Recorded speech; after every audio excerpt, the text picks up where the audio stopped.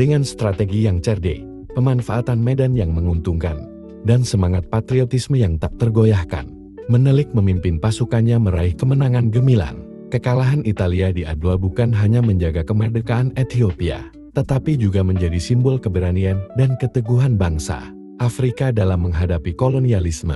Setelah kemenangan tersebut, Menelik mengokohkan Ethiopia sebagai negara merdeka yang dihormati dunia. Ia memperkuat struktur pemerintahan, membangun sekolah-sekolah, serta mendorong perkembangan ekonomi dan sosial. Raja Menelik juga dikenal atas upayanya memperbaiki sistem hukum dan menghapuskan praktik-praktik yang dianggap kuno dan menghambat kemajuan. Meski usianya semakin menua, semangatnya tetap membara hingga akhir hayatnya. Pada tahun 1913, Menelik meninggal dunia, meninggalkan warisan yang tak ternilai bagi Ethiopia dan dunia.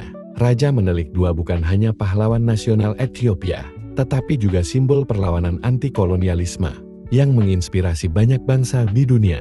Kisah hidupnya adalah cerita tentang keberanian, kecerdasan, dan cinta yang mendalam terhadap tanah air. Bab 2. Masa kecil dan awal perjuangan. Dari balik kabut pagi yang menyelimuti pegunungan Syawa, terdengar suara kecil Menelik yang tengah berlari ke sana kemari, dengan mata penuh rasa ingin tahu dan semangat yang tak pernah padam. Sejak kecil, ia terbiasa dengan kehidupan keras di tengah alam yang liar, tapi indah, di bawah bimbingan sang ibu, Empres Menen Asfau, dan para guru yang bijak. Menelik belajar bukan hanya membaca dan menulis, tapi juga nilai keadilan dan keberanian. Ia tumbuh sebagai anak yang cerdas dan tangguh, tak takut menghadapi kesulitan dan tantangan. Bahkan saat ibunya wafat ketika Menelik masih remaja, ia menumbuhkan ketegaran yang menakjubkan untuk melanjutkan perjuangan hidup.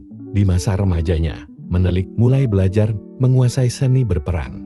Ia sering ikut berlatih bersama para prajurit kerajaan, memanah, menunggang kuda, dan membaca peta wilayah. Melalui pengalaman ini, ia mulai memahami pentingnya strategi dan kerjasama antar suku agar Ethiopia bisa bersatu dan kuat. Bab 3. Menyatukan Ethiopia. Pada saat Menelik naik takhta sebagai Raja Syawa, Ethiopia masih terpecah-pecah menjadi kerajaan-kerajaan kecil yang sering bertikai. Menelik tahu bahwa agar Ethiopia kuat dan mandiri, negeri ini harus bersatu di bawah satu pemimpin. Dengan kecerdasan diplomasi dan keberanian berperang, Menelik mulai menyatukan wilayah-wilayah yang berserakan. Ia mengirim utusan dan melakukan perjanjian damai dengan beberapa raja, sekaligus menaklukkan mereka yang menolak bersatu. Di bawah kepemimpinannya, Ethiopia mulai bertransformasi